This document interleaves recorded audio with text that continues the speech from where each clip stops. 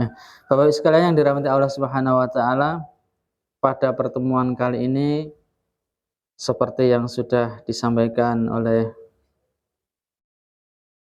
pembawa acara tadi, bahwasanya kita akan sama-sama untuk sedikit demi sedikit menguak ataupun membahas dan mempelajari tentang persaudaraan di dalam Islam atau persaudaraan Islam atau disebut juga dengan ukhuwah Islamiyah.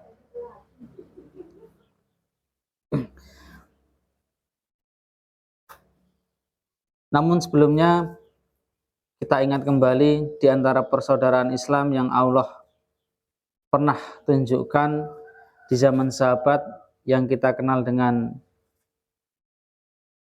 Nabi memberikan atau menaruh tali persaudaraan kepada sahabat-sahabatnya, yakni kaum Muhajirin dengan kaum Ansor.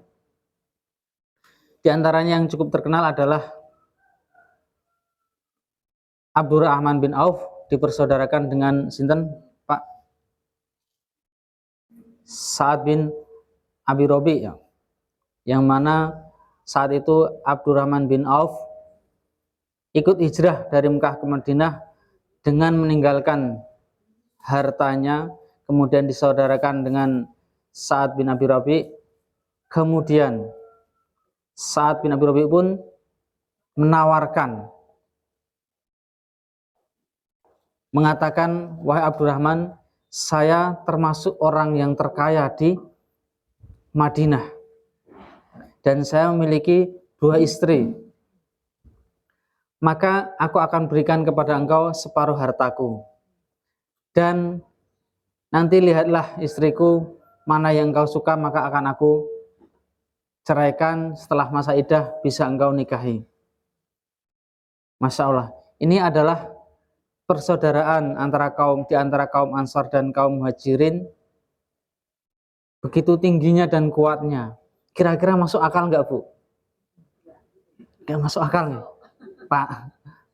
Separuh harta dikasihkan, kemudian istri 2 salah satu diceraikan, suruh dinikahi.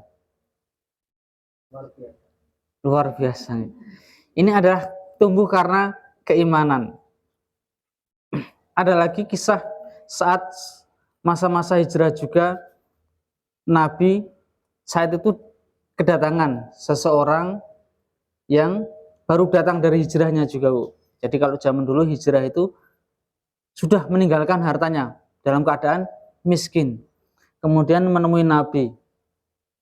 Nah, kemudian Nabi pun mengutus salah seorang sahabat untuk ke rumahnya menanyakan di antara istri-istrinya, ada makanan nggak di rumah. Setelah kembali, utusan itu mengatakan, wahai Nabi, di rumah tidak ada makanan.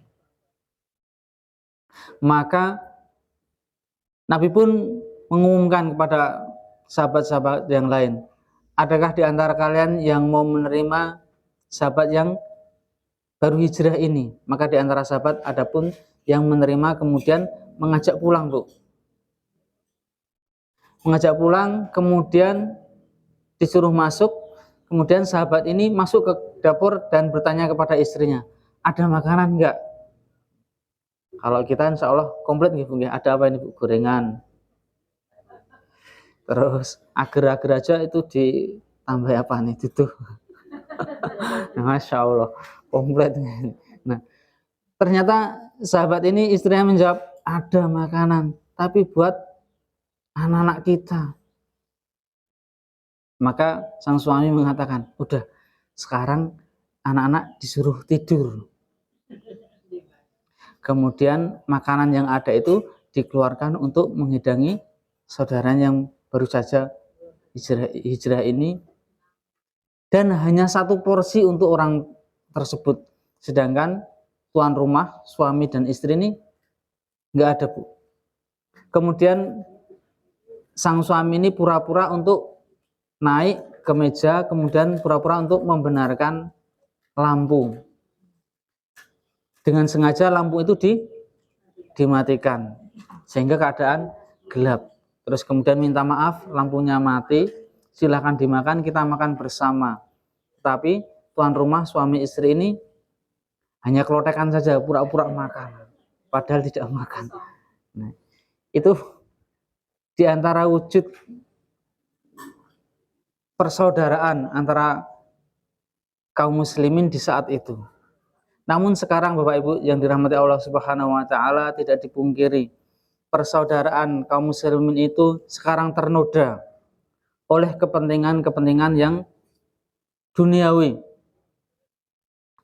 Bersaudara ketika coblosannya sama, pilihannya sama, partainya sama, bersaudara ketika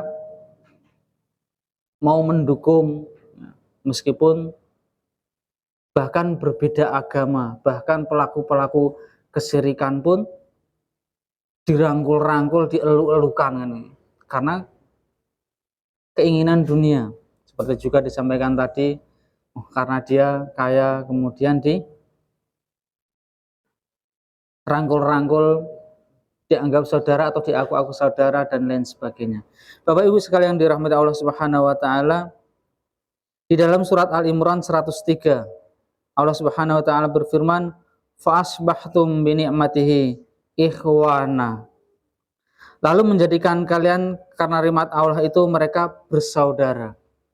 Jadi para sahabat itu dengan bersaudara itu merasakan nikmat sekali. Bapak Ibu pernah merasakan nikmatnya persaudaraan? Wa kuntum ala syafa hufratim minan nari fa anqadzakum minha. Dan kalian dahulu berada di tepi jurang neraka, lalu Allah menyelamatkan kalian darinya. Nah, Bapak Ibu sekalian dirahmati Allah Subhanahu wa taala, dari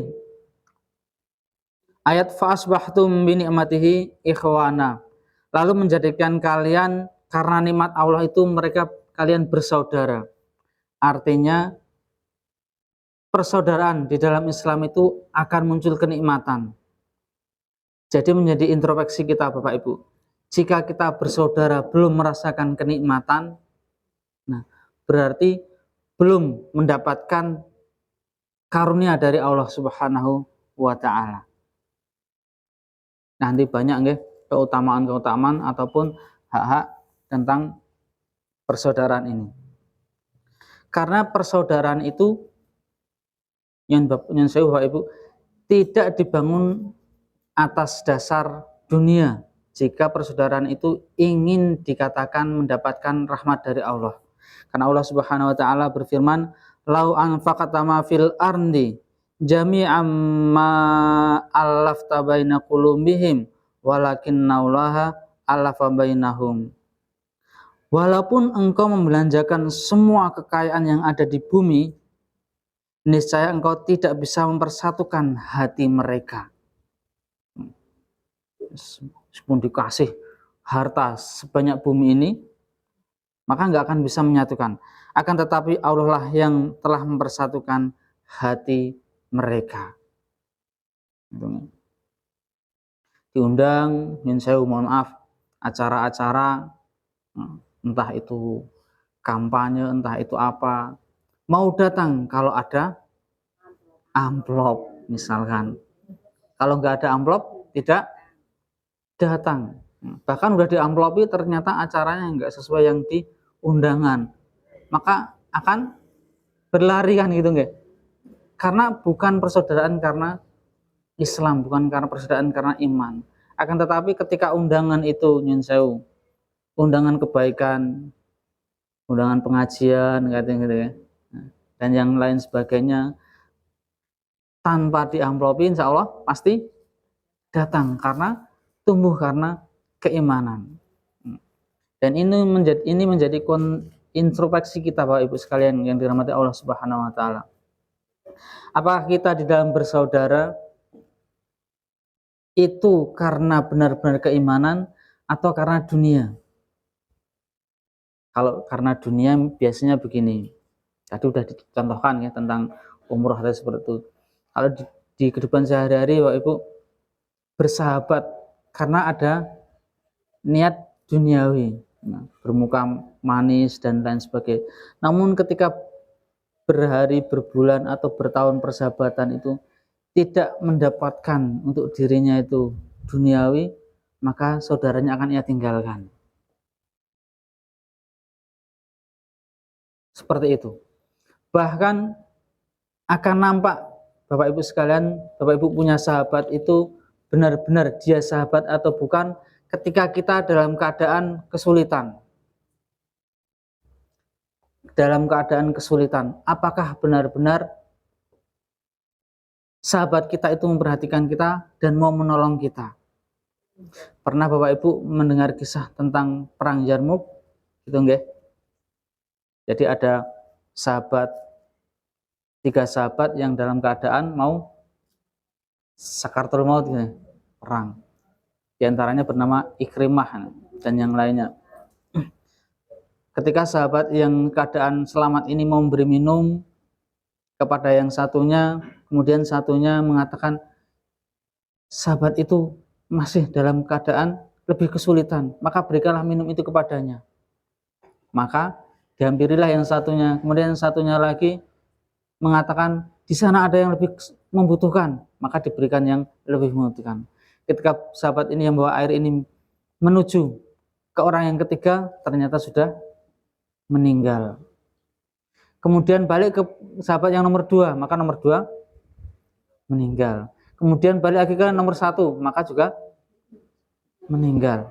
Nah, Bapak sekalian yang dirahmati Allah Subhanahu wa taala, itulah persahabatan para sahabat. Persahabatan para sahabat. Makanya disebut sahabat benar kan itu.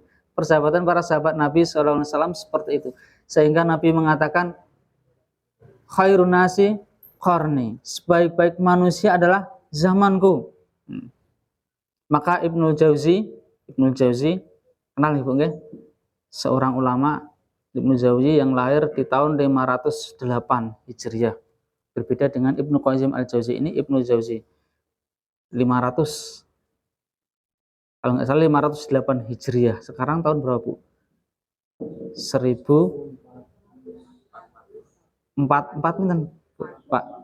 1444 Hijriah. Jadi udah 500 lebih. Ibnu Jauzi mengatakan, jika ada yang mengatakan mengaku sahabat sejati, maka janganlah engkau percaya. Itu Ibnu Jauzi. Itu di tahun 500-an Hijriah. Nah, sekarang mungkin bisa dihitung jari kita menemukan orang-orang yang benar-benar mengaku persahabatan karena Allah Subhanahu wa taala. Lebih-lebih ketika umroh ya, ataupun haji.